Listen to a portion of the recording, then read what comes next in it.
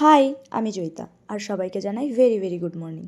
ঠান্ডাতে তোমরা কেমন আছো বলো, আর আমার গলা শুনে বুঝতেই পারছো আমার কী অবস্থা। তো যাই হোক, আজ যেহেতু সানডে, তো আমার হাতে অনেকটা টাইম ছিল, মানে আজ আমি একদম ফ্রি ছিলাম। একদম ফ্রি বলবো না, মাঝে একটু কাজও ছিল, সেটাও করে এসেছি, অফিসেরই কাজ, খুব বেশি না, ওই 1 ঘন্টা মতো।